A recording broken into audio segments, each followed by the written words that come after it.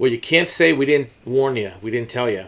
About a year ago, we featured a story about NRIA, National Real Estate Investment Advisors. We did this video on May 23rd, 2021.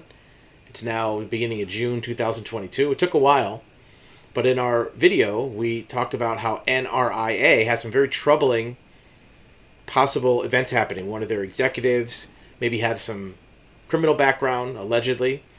One of their other executives maybe had some false mortgage applications they were doing, and quite frankly, there was some concern about the business model for this company. We featured it in our video then, talking about how the business model may not be sustainable, how it may be a house of cards, how it was possible that they were just taking new investor money to pay out existing investors. Well, at the time, we really couldn't release as much about the story because it was an ongoing investigation. But sure enough, it came to pass.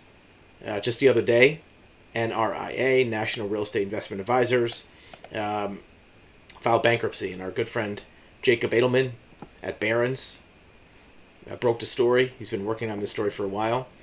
And this company was taking investments from individuals, consumers. And it was a high-profile company, a high flyer. You probably saw their ads on CNBC. You heard it on the radio, on XM radio.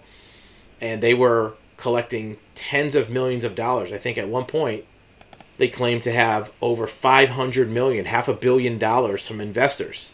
Now, what's going to happen with that investor money is unknown. It's not guaranteed by FDIC or many other investment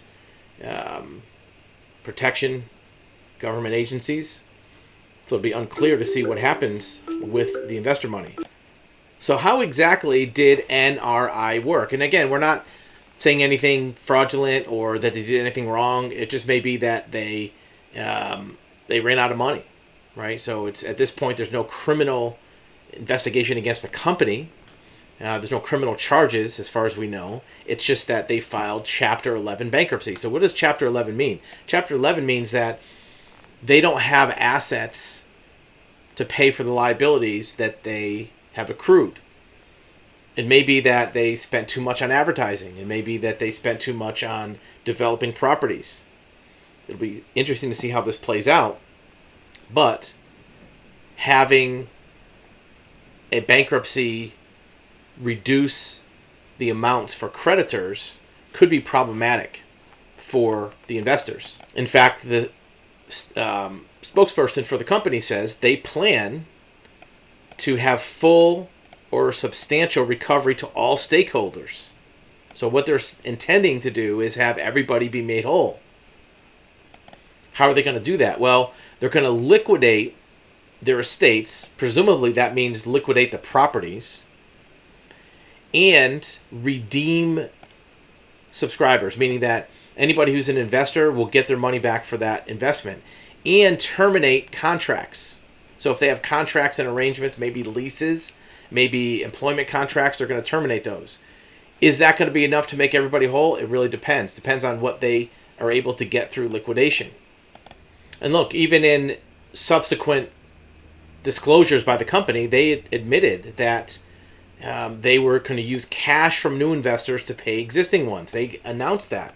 That's kind of the definition of a Ponzi scheme. Whether or not you can disclose it and make it legal is unknown. I know that there are some questions about that type of acknowledgement, whether or not that's appropriate or not.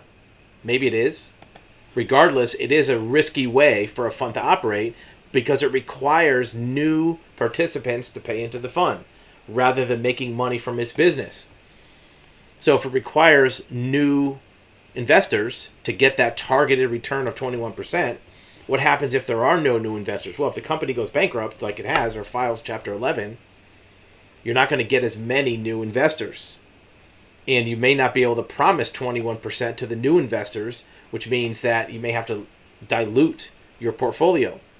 In the last year, they did get rid of 60 employees, cut it down to 8, and reduce the pay of those remaining 8 people. So, going that small with a headcount really means something about what's happening with your business. Whether or not this company turns out to be able to liquidate enough return capital for investors is still unknown. We'll be following the story. If you have questions about a potential investment or something that you put money into that maybe you're not getting back the type of answers or return that you thought, let us know. You can reach us through our website. And we'll keep an eye on this story for you, as it's an example of a company that offered much higher returns in the market and also stable returns. That's one of the red flags many times that indicates possible weakness in a financial strategy. If the company offers the same return all the time, regardless of market, it means that it's not really depending on the market. It's depending upon some artificial evening out of processes. Again, at this point, there are no criminal charges against the company. They're not accused of doing anything wrong. Filing bankruptcy technically isn't a crime. It may result in losses to investors or others, but at this point, it's just one step in the saga of the company, and we'll see how it works out.